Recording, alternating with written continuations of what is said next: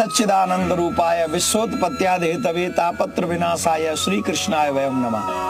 वसुदेव सुतं देवं कंस-चाणूरमर्दनम देवकी परमानंदम कृष्णम वंदे जगद्गुरुम। आप सभी को मेरा प्यार भरा राधे राधे। मैं हूं देवकी नंदन और आप देख रहे हैं जी न्यूज। जी न्यूज पर एक विशेष कार्यक्रम, और वो विशेष कार्यक्रम है कृष्णलोक द अनटोल्ड मिस्ट्रीज। मतलब जो सुनी नहीं गई अथवा सुनी गई तो संशय भी हम सबके मन में रहा। आइए चलते हैं ऐसी यात्रा पर, जिस यात्रा में अगर आपको कृष्ण से प्रेम है, आनंद भी आएगा, मगन भी होगे, नेत्र आनंद लेंगे, श्रवण आनंद लेंगे और हृदय भी गदगद हो जाएगा। चलिए मेरे साथ ब्रज की यात्रा पर। राधे राधे। भगवान श्री कृष्ण अपनी राधा रानी के नाम को अपने से आगे रखते हैं। इस प्रेम के विषय में कई लोग कहते हैं कि उनका प्रेम पूर्ण नहीं है। क्यों? कई लोग कहते हैं कि उनका विवाह नहीं हुआ, उनका विवाह नहीं हुआ तो शायद ये प्रेम पूर्ण नहीं है। नहीं, ऐसा नहीं है। जो राधा कृष्ण के प्रेम के विषय में बात करते हैं और विवाह के विषय में नहीं जानते हैं, तो आपको मैं ऐसी जगह पर लेकर आया हूं जहां पर आप भगवान श्री कृष्ण और सर्वेश्वरी राधा रानी के विवाह के विषय में जान सकेंगे। तो आप कहेंगे ऐसी कौन सी जगह है? तो आइए मैं आपको भांडेर वन में लेकर आया हूं, जहां जगत पिता ब्रह्मा जी ने बाल रूप में सर्वेश्वर श्री कृष्ण का विवाह राधा रानी से करवाया था।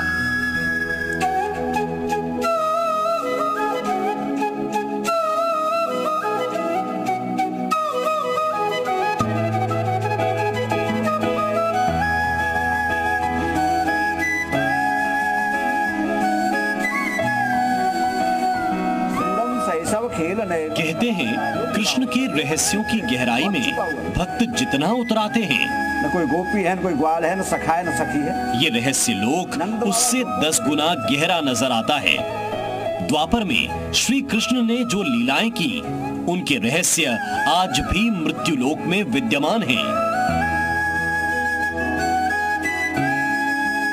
भांडीर वन का रहस्य भी कृष्ण लोक के रहस्यों में सबसे अद्भुत और अनूठा है। उसका उद्धार यही भांडीर वन में किया कृष्ण ने। लेकिन ब्रजवासी ग्वाल बाल सखा जो थे, उन्होंने कहा कि आपने गौहत्या की, तो उसका प्रायश्चित यही किया है। ये रहस्य जुड़ा है श्री कृष्ण और उनकी प्राण प्रिय राधा रानी से। कि भांडीर वन में वही जीव प्रवेश कर सकता है, वही जीव पहुंच सकता है। बोले कौन सा? बोले जो राधा कृष्ण युगल के विवाह में किसी न किसी रूप में सम्मिलित था।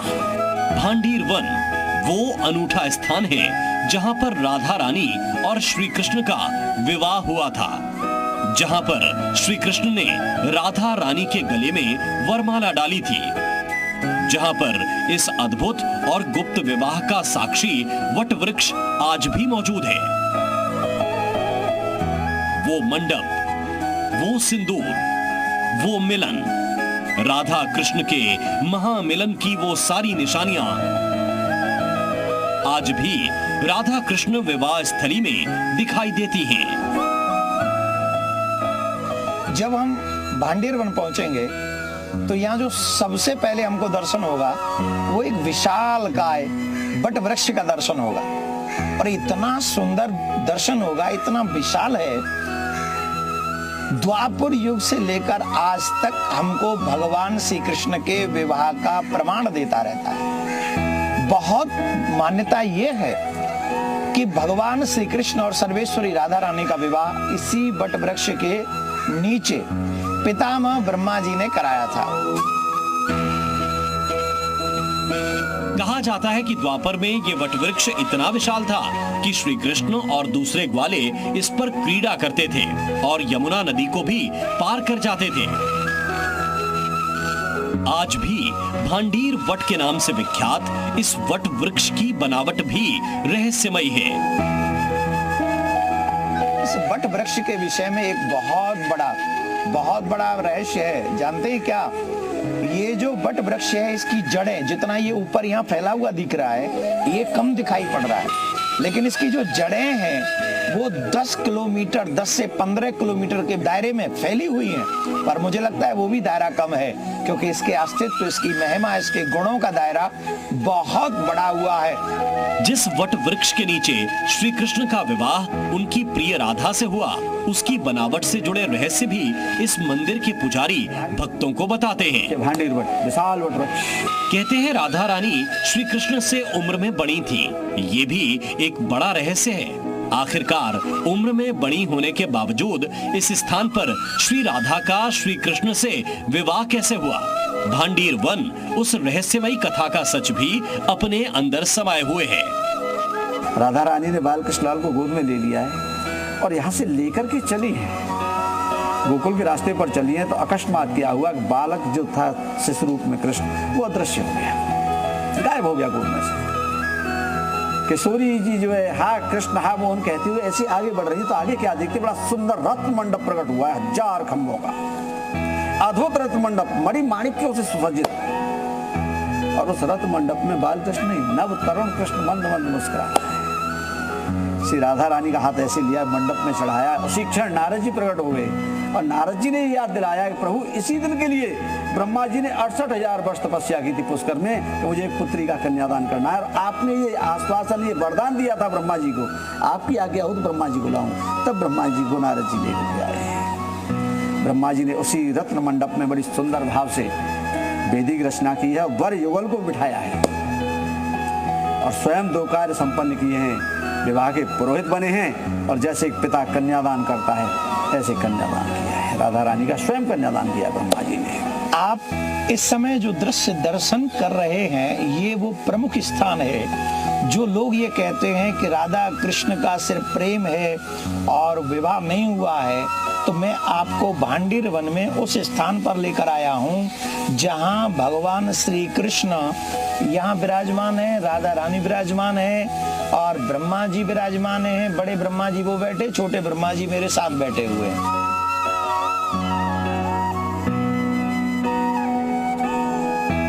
भांडीर वन में ही एक और चमत्कारिक दृश्य हम सभी अपने नेत्रों से देख सकते हैं। इसे आप कह सकते हैं कि ये रहस्य बहुत बड़ा है। भगवान श्री कृष्ण का इस जगह पर जो दर्शन हमको हो रहा है, वो दर्शन है कि श्री कृष्ण मोर पंख से सर्वेश्वरी राधा रानी की मांग भर रहे हैं और यहाँ पर ब्रह्मा जी विराजमान हैं। ऐसा दर्शन पृथ्वी के किसी भी स्थान पर आपको नहीं होगा। भांडीर वन कृष्ण के एक और रहस्य का साक्षी है। श्री कृष्ण और गोपियों की रासलीला की कथा आपने जरूर सुनी होगी, लेकिन भांडीर वन में श्री कृष्ण की गोपियों के साथ कुश्ती भी हुई थी। लेकिन क्यों लड़ी थी कन्हैया ने अपनी प्रिय गोपियों के साथ कुश्ती? कृष्ण और उनके सखा यहाँ अखाड़ा खोद करके यमुना जी के किनारे आपस में मल क्रीड़ा कर रहे हैं, मल युद्ध लड़ रहे हैं। गोपियां आई हैं राधा रानी के साथ में। बोले क्या कर रहे हो रे, तुम्हारे मतलब की बात नहीं है, तुम अलग हटो। गोपियों, ये हम लोग मल क्रीड़ा सीख रहे हैं, मल युद्ध सीख रहे हैं और ये ताकत का खेल होता है। तो ललिता जी ने व्यंग किया कि ये बता तुम्हारे अंदर ताकत कहाँ से आई, तुम तो चोरी को माखन खाओ, ताकत तो हमारे अंदर है, हम अपनी मेहनत को माखन खाएंगे। और लाला ज्यादा ही ताकतवर हो तो 2-2 हाथ करके देखो हमारे साथ। राधा रानी बोली ऐसे नहीं, हम निर्णायक की भूमिका में बैठेंगे, ये कोई न कोई छल अवश्य करेगा, हम इनको छल नहीं करने देंगे। ललिता जी के साथ कुश्ती हुई है, राधा रानी निर्णायक बन करके बैठी और राधा रानी ने पकड़ के लाला को पटाख दे सीना गिरा दिया। बोले लाला ये मेहनत के माखन को फल है, ये मेहनत के माखन को फल है, तुम देखो हार गए हमसे आज। बताया जाता है बड़े बड़े राक्षसों को मल्ल युद्ध में चित करने वाले तीनों लोकों के स्वामी इस युद्ध में गोपियों से पराजित हो गए थे, जो साबित करता है कि प्रेम में पराजय भी विजय से बड़ी होती है। भांडीर वन में ही एक ऐसे कूप का दर्शन होता है जिसे हम त्रिवेणी कूप कहते हैं और इस कूप का बहुत बड़ा रहस्य है। रहस्य यह है कि सोमवती अमावस्या के दिन ये जो कूप है, ये कूप दूधिया हो जाता है। मतलब इस जल में कहीं से दुग्ध दुग्ध जैसा रंग प्रकट हो जाता है। और यहाँ की ऐसी मान्यता है, जिन माता बहनों के विवाहों को अधिक समय हो गया हो, संतान न हो रही हो, अगर वहाँ सांतिया लगा दें और जटा वाला नारियल चढ़ा दें और उसके बाद यहाँ इस कुएं के जल से स्नान कर लें तो उनके घर में भी संतान की उत्पत्ति होती है। इस समय कृष्ण लोक हम चलते हुए जिस जगह पर पहुंचे हैं वो बहुत अद्भुत स्थान है, बहुत अद्भुत प्लेस है। आप मेरे हाथ में देख रहे होंगे, ये मेरे कन्हैया की बहुत प्रिय है, जिसे हम बंसी कहते हैं। जानते हैं, श्री कृष्ण को सर्वेश्वरी राधा रानी के बाद अगर कोई प्रिय है तो ये वो बंसी प्रिय है। क्या जानना नहीं चाहोगे सबसे पहले वो बंसी कहाँ बजी, किस स्थान पे बजी, और अधिकांश उसी स्थान पर आकर कन्हैया बांसुरी क्यों बजाया करते थे? उसी स्थान पर लेकर आए हैं कृष्ण लोक के इस कार्यक्रम में। ये वो स्थान है जिसे समस्त ब्रज के संत महात्मा बंसी वट कहते हैं।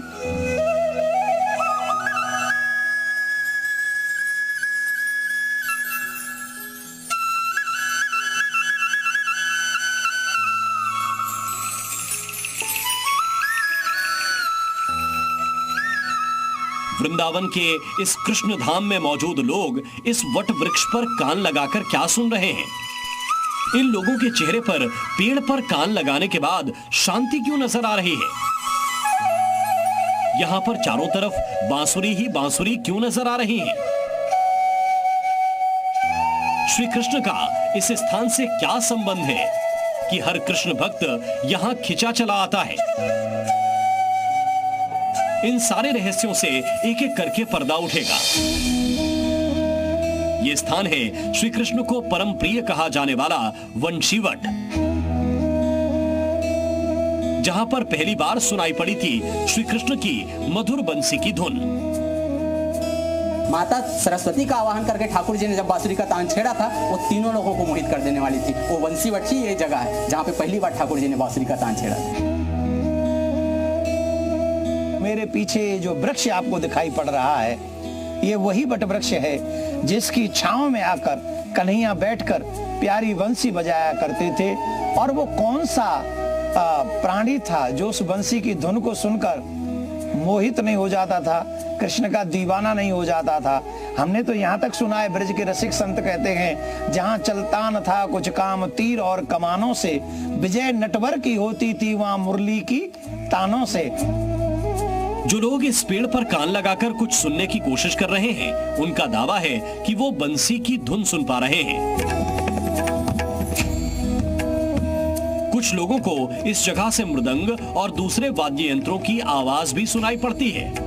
इस वटवृक्ष के समीप आकर ही एक अलग ऊर्जा महसूस होती है।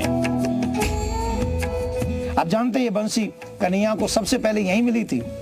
और ऐसी मान्यता है, कई जगह पे ऐसा उल्लेख मिलता है, स्वयं शंकर भगवान ही बांसुरी बनकर कन्हैया के अधरों पर आकर चिपक गए। अरे कई बार तो गोपियां भी जलती थी इस बांसुरी से।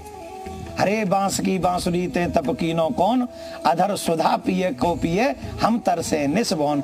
बांसुरी कहती थी, अरे बांस की बांसुरी, न जाने तूने ऐसा कौन सा तप किया है कि पिया के अधरों से 24 घंटा लिपटी रहती है और हम अब उनके दर्शन नहीं कर पाते।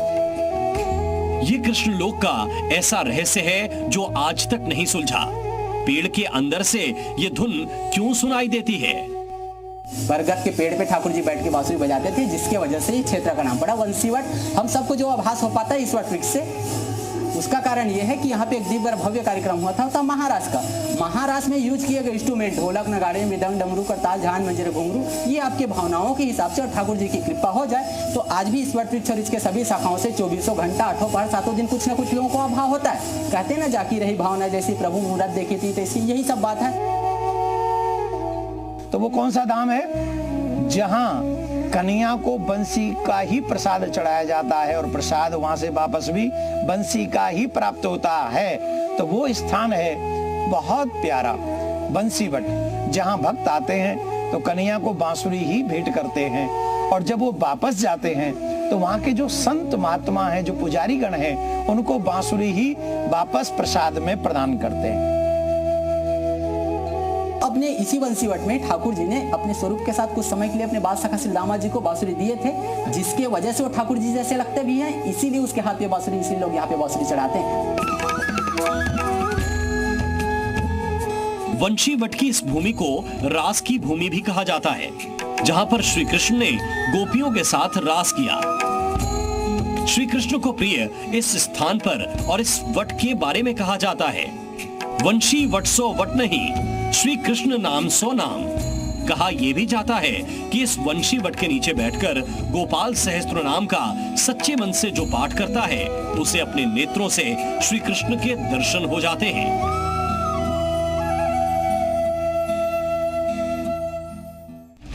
ब्रज की भूमि, पावन भूमि, कन्हैया के लीलाओं से भरी हुई है।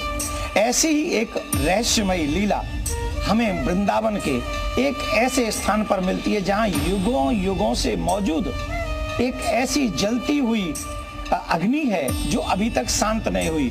कृष्ण लोक में इसी का रहस्य हम जानने का प्रयास करेंगे। अग्नि प्रज्वलित है 1-2 वर्ष से नहीं, 500 वर्ष पहले ये अग्नि वैदिक मंत्रोच्चारण से प्रकट की गई थी और आज तक ये अग्नि बुझी नहीं है, शांत नहीं हुई है, आज तक जल रही है। ठाकुर जी के कार्य में जो भी अग्नि प्रयोग में आती है वही अग्नि प्रयोग में लाई जाती है और ये मंदिर है राधा रमण मंदिर।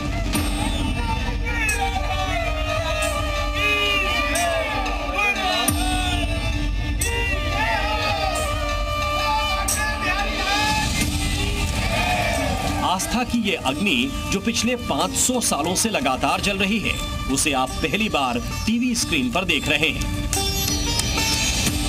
और राधा रमण मंदिर में अग्नि के हर काम का स्रोत ये दिव्य अग्नि है। इस मंदिर में 500 वर्षों से कभी माचिस का इस्तेमाल नहीं हुआ।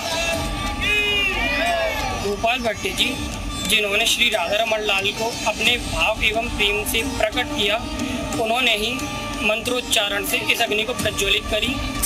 यहाँ पर किसी भी प्रकार की माचिस का प्रयोग नहीं किया जाता है। जबकि इस मंदिर में रोज भगवान के सामने धूप दीपक जलाया जाता है, हवन भी होता है और मंदिर की रसोई में प्रसाद भी तैयार किया जाता है। इसके बावजूद माचिस का इस्तेमाल ना होना सभी को हैरान करता है। वही अग्नि से सारे ठाकुर जी के पकवान भोजन बनाए जाते हैं। इस मंदिर में बाहर का भोजन निषेध है। लेकिन ऐसा क्यों हो रहा है?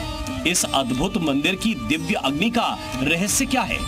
इसे समझने के लिए आपको सदियों पीछे जाना होगा, जब इस दिव्य अग्नि को एक सिद्ध पुरुष ने प्रज्वलित किया। लगभग 500 वर्ष पूर्व श्री राधा रमण देव जी प्रकट हुए। उस समय उनकी पूजा के लिए अग्नि की जरूरत हुई तो सुबह सुबह का समय था, तो गोपाल भट्ट जी ने ऋग्वेद की अग्नि ऋचाओं के द्वारा मंत्रों का उच्चारण किया और फिर लकड़ी का घर्षण किया, जिसके माध्यम से वहां पर अग्नि प्रज्वलित हुई थी। और इसी अग्नि से राधा रमन जी की भोजन सामग्री, पूजा इत्यादि के लिए उस अग्नि का प्रयोग किया जाता है। तब से लेकर आज तक उसी अग्नि का प्रयोग राधा रमन मंदिर में किया जा रहा है। भक्त और भगवान के पवित्र रिश्ते का प्रमाण है ये पवित्र अग्नि, जिसके दर्शन से भी पुण्य लाभ होता है। इस अग्नि का इतने वर्षों से निरंतर जलते रहना भी किसी चमत्कार से कम नहीं है। इस पवित्र मंदिर में राधा रमण की जिस मूर्ति का पूजन होता है, उनके प्रकट होने की कथा भी कम रहस्यमयी नहीं है। इस दिव्य प्रतिमा का मुख गोविंद देव जी के समान है, वक्षस्थल श्री गोपीनाथ जी के समान और चरण कमल श्री मदन मोहन जी के समान है। इसीलिए इस प्रतिमा में श्री गोविंद देव जी, श्री गोपीनाथ जी और श्री मदन मोहन जी के दर्शन का पुण्य मिलता है। राधा रमण एक चमत्कारिक घटना के साथ भक्तों को दर्शन देने प्रकट हुए। एक दिन एक व्यापारी आया जो हर मंदिर में आभूषण एवं पोशाक देता था। श्री गोपाल भट्ट जी को भी उन्होंने पोशाक एवं आभूषण दिए, पर उन गोल गोल शालिग्रामों को वह कैसे धारण करा पाते। तो उनके मन में भी ये भाव आया कि यदि ये भी पूर्ण विग्रह होते तो मैं इनको सजाता। ऐसा भाव मन में लाकर वे शयन के लिए चली गए। अगले दिन जब वे जागे तो उन्होंने उनमें से एक शिला में से, जिसका नाम दामोदर शिला थी, श्री राधा रमन लाल स्वयं प्रकट थे। वो दिन था वैशाख पक्ष की शुक्ल पूर्णिमा। राधा रमन तब से इस मंदिर में अपने भक्तों को दर्शन दे रहे हैं और आस्था की अग्नि में बनने वाले प्रसाद से भक्तों को पुण्य लाभ भी मिल रहा है।